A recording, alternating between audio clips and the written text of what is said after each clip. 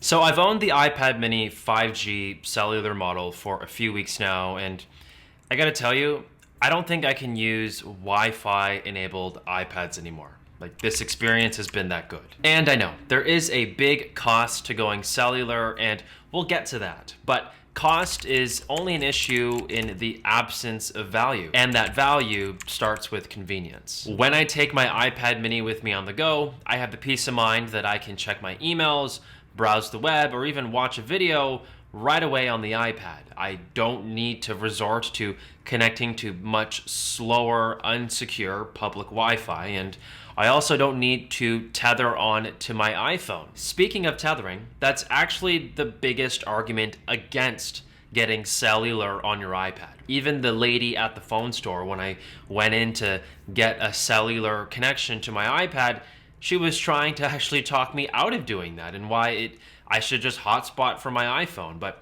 I think her and many other people out there are overlooking some really critical disadvantages to doing that. Tethering a hotspot off of your iPhone will more often than not be a slower and more unreliable data connection to your iPad. It will always be faster and more reliable to have data coming straight off of the iPad instead. Second, and this is actually a big one, tethering off your iPhone is a recipe for killing the battery, especially if you're going to be going on travel or extended day trips. There's nothing more important than your battery life on your devices. A standout for me with the iPad mini is the fact that I use this as a portable gaming device, and that whole experience gets upgraded with the fact that I have now 5G built into this little powerful tablet. I've genuinely been addicted to playing games on my iPad, more specifically League of Legends and Star Wars Battles. Both of those games are multiplayer games, and I've had the luxury to be able to play them on the go absolutely anywhere I choose, may it be in the passenger seat of a car ride or on my lunch break at the office at work. I just love the fact that with 5G and this little iPad, you can get into such immersive online multiplayer experiences with the device. The same cannot be said with the larger iPads, because although you can get 5G on those, they're just way too big to carry around and play video games on them. And on the other end of the spectrum, being the Nintendo Switch, although that device is compact in size and it's comfortable to play with on the go, there's no cellular option built into that device. So when you take a step back and you survey the landscape of portable gaming today, the iPad mini with 5G is actually one of the only places you can go to get that immersive online, on-the-go gaming experience. And it doesn't even stop there. Professionals and students, I think, actually benefit the most from having a cellular-enabled iPad mini. There is something to be said about being able to action something on the spot right away for your business or for your schooling, anywhere you are in your city or town. This could be actioning a critical email for your business, or finishing and uploading your schoolwork right before it's due, or even signing documents and PDFs right away on the go with today's video sponsor, PDFelement. Professionals and students and just even everyday people have to manage and work with PDFs every single day. PDFelement is an all-in-one intelligent PDF editor for Windows, Mac, Android, iOS, and you guessed it, iPads. This app is especially useful with the iPad mini and 5G connectivity. I can scan and create PDF documents to send to companies right away within this app. If I have multiple PDF files I want to combine into one, I can also do that too. If the information I am sending is critical, I can even password protect the PDFs I am sending. Moreover, I have to sign documents all the time. And by having 5G connectivity and PDFelement, I'm able to download these PDFs onto my iPad mini, whip out my Apple Pencil, sign those documents, and then send them back to the appropriate companies right away on the spot. Like, that's just awesome. You can also compress the size of the PDF files if necessary, if it's too big to send to whoever you're sending it to.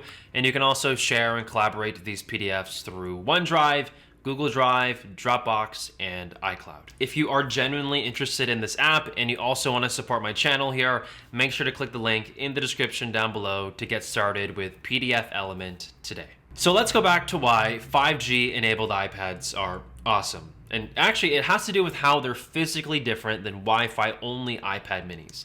And that's the fact that the Wi-Fi models don't come with GPS, whereas the cellular model does. The use cases for an iPad with GPS built into it is kind of infinite. It's really what you make of it. But for me personally, I know I'm super excited to use this iPad as a navigation device in my car as a replacement for my iPhone, especially for long road trips or day trips. If you own a drone and you want to fly it with your iPad mini like I do, having built-in GPS into your iPad will make that experience just that much better, because it allows you to reset your return to home point for the drone while you're flying it. Also, something that people don't consider are actually the redundancy benefits of having a second device connected to cellular. We've all been through the worst kinds of situations like power outages and having our phones die on us in the process. There's a peace of mind knowing that you have a second device connected to the internet to be able to, one, entertain you if it really is just a power outage, or number two, provide you with the emergency resources necessary to get you out of whatever situation you're in. May it be a power outage or a natural disaster, whatever the case would be, having a device alive with battery life connected to the internet could make or break and save your life. I mean, and I know that that's definitely extreme, kind of where we're going with this video, but it is something to consider.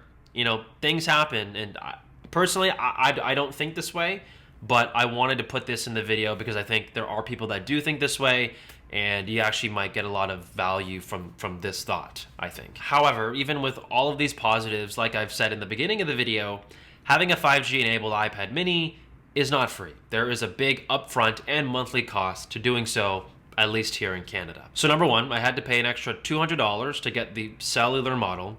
Number two, I had to pay a $50 activation fee to first be able to add my iPad mini to my smartphone data plan. And then number three, I now have to pay $10 a month to be able to have my iPad mini share the big data plan that I have on my iPhone. So as you can tell, this is a very expensive endeavor to go after. It's very much a luxury experience. But for me personally, it's a luxury experience that I do not intend on giving up anytime soon, because having a cellular enabled iPad mini has changed the way that I see iPads and the way that I use iPads. And I don't think I can ever go back to a Wi-Fi only iPad. I think I said iPads so much in that last few sentences. Anyway, thank you so much for watching today's video. Make sure to drop a like, comment hashtag iPad mini 5G if you finish the video, subscribe if you're new, and I'll catch all of you guys in the next video.